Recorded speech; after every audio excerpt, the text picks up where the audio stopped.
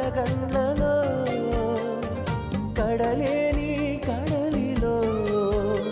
నిరాశ నిస్పృహలో శోకపులోయలలో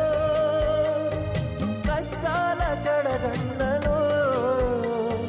కడలేని కడలిలో నిరాశ నిస్పృహలో అర్థమి కాని జీవితం ఇక వ్యర్థమని నేననుకొనగా అర్థమి కాని